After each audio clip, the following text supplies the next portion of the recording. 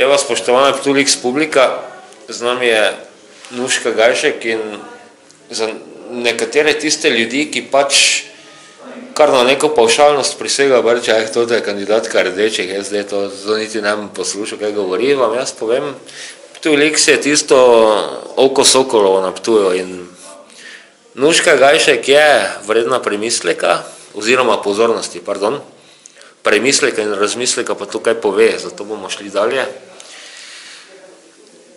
Tebi je res, jaz sem te na sejah mestnega sveta, ko sem bil tudi videl, res, ti si bila v mojih očeh edina, ki je bila tam pripravljena, od vseh opcij.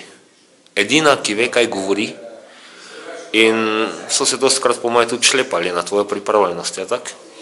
Kako si sedaj to svojo pripravljenost v neko svojo vizijo župansko, ker kot sem ti rekel prej, se ni toliko bistveno, da ima župan program, ker jutri lahko pride nek šejk pa reče, tu imate milijardo evrov. Cilje, kakve cilje vidiš?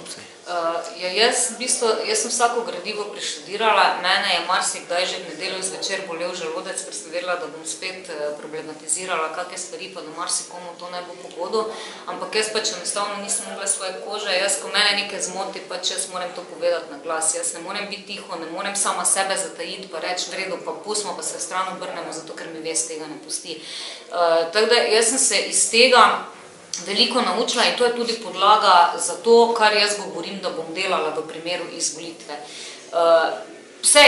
Vse tiste infrastrukturne projekte, pa to bo moral vsak župan delati, ampak tista moja dodana vrednost pa je ta, da bom šla v realizacijo teh pobud, ki so jih ali pač iz neznanja, ali iz ignorance, ali iz kakršnega koli razloga načrtno spregledali ali pač po pomoti spregledali, niso prepoznali tiste vrednosti za ljudi, se ne za mene, meni konc koncev, če je pobuda realizirana, seveda je moja, je fajn, da je, jaz sem potem na to ponosna in zadovoljna, imam tisto osebno zadovoljstvo, ampak veliko teh mojih pobud bi bila dejansko dodana vrednost v kakovost življenja ljudi, ker jaz vedno rečem, kakovost življenja pa zadovoljstvo ljudi se ne meri v kilometrih asfalta, ampak v tistih malih drobnih stvareh, ki nas sproščajo na dnevni bazi, ki nam dajo neke, pa rečemo, poseglejte, pa se ni vse tako črno, pa ni vse tako slabo, pa nekaj se dogaja in tudi mozaike sestavljajo male, drobne stvari in pridemo potem do velike slike in jaz pač gledam na stvari tako, da je treba začeti pri temeljih in potem gradimo navzven in navzgor.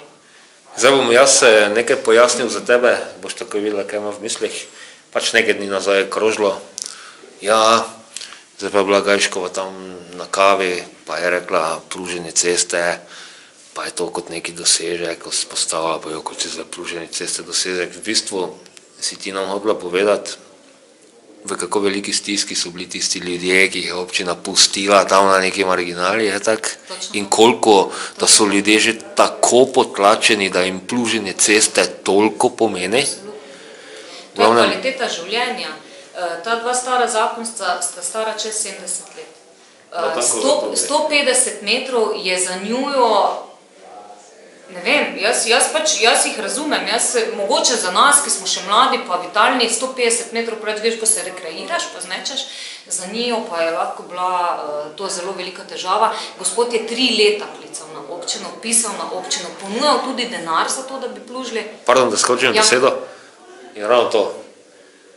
Ignoranca, ki jo je pri tem bil deležen, ker to je stvar 10 minut. Točno to. In da je za stvar 10 minut mestna oblast najstarejšega mesta v Sloveniji dobesedno moledoval? Enaka zgodba je, rečemo, paviljon v Ljudskem vrtu.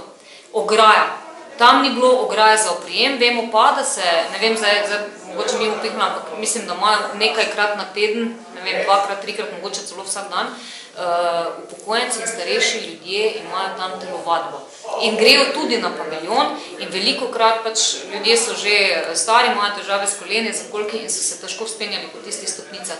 In potem je bila pobuda, da se naredi ta ograja za oprijem in je bila realizirana. In vse mogoče za nas to ni nič takega, za te ljudi je pa to bilo res tista dodana vrednost, tista kvaliteta, tista pika na i.